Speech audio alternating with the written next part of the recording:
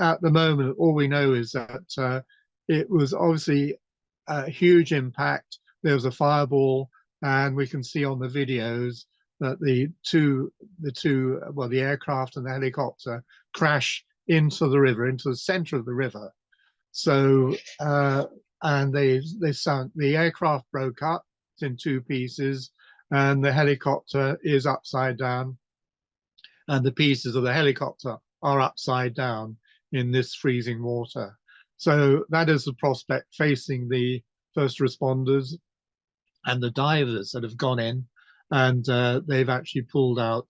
Apparently, a number of bodies have been recovered so far. The worrying thing is that earlier on today, there are a lot of ambulances waiting. The ambulances have gone now, and that is not a good sign. And that would suggest that we are now heading towards a recovery operation.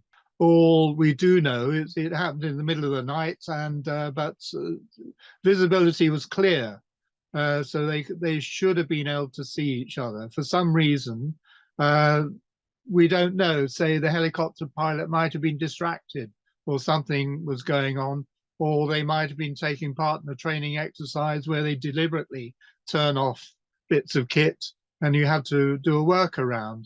We don't know. That we will find out when the black boxes are decoded. They'll be taken away, and they're time coded, so you'll hear all the conversations going on. Also, the data recorder will log every switch that's been pressed, buttons pressed, switches pulled, whatever. So they can marry the two together and find out what's happening on board, together with all the satellite transmissions that it pings, makes all the time.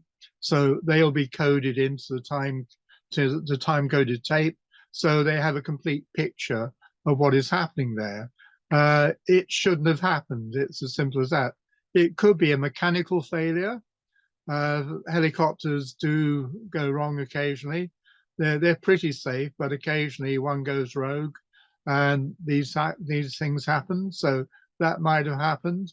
What are we looking at? We're looking at something that defies explanation at the moment, but it's happened. So we have to start from there. All the investigation crews and teams are on site already.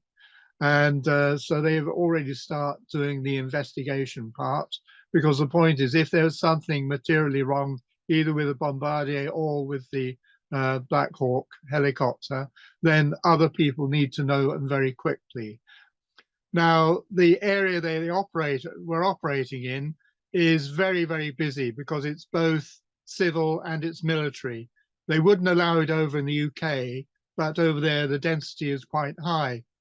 What is really confusing is that I've seen some video of it, and very clearly the aircraft is on finals. It's just coming into land, so it can't really do anything.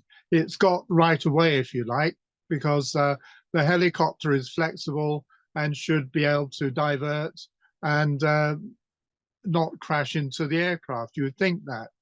In addition, the military aircraft has got all sorts of transponders and devices on board not available to civil aviation. But pilots are always told, look out the window as well. So they should have been able to see the incoming aircraft. But for some reason, and remember the helicopter was on a training flight, so there would be a training captain on board, and the training captains are usually very, very experienced, or test pilots, if you like. So because they've got to get the best out of their trained up pilots. So you would think there's enough expertise on board to do it. So we really don't know what's happened there. So we've got to wait for the black boxes. These are the flight data recorders. You'd also expect the pilot of the helicopter to actually see the incoming aircraft, because not only would it be landing, but it had landing lights on. It's also got repeater lights along the fuselage. So and presumably it's lit up as well. So you actually see the lights coming from the side windows. So it's quite visible. It would be quite audible, because it would be on their radar screens. It'll be blipped up, and they'll be squawking a number. So they'll know that there's, on their head-up displays or on their instruments in front of them, they would know it's there. And that is the mystery, because we can see the helicopter just going straight on its course and straight in. It doesn't divert. It doesn't descend. It doesn't increase height. It just carries straight on, which is a mystery. Looking at what happened, I would have thought for the majority it would have been instantaneous. Um, and for those that went into the river, then their prospects aren't very good. So I would imagine, and it's pure speculation on my part, it's a terrible thing, but it was a complete fireball, and you can see the debris exploding apart. So when you combine, remember there's fuel on board the helicopter, fuel on board the aircraft, and when the two collide, that is quite an impact. So I don't think there are any survivors from the initial collision.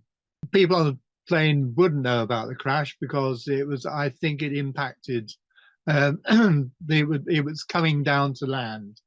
So there doesn't seem to be, at the moment, I could be wrong, but there doesn't seem to be any emergency information being delivered or everybody told to assume the crash position. They'd be sitting in their seats. They would have done up their seat belts. The stewardess would have come along, cabin crew would come along to check everybody's got their seat belts done up, and they would go to their jump seats at the back of the aircraft and they'd strap themselves in and they wait for a nice gentle landing.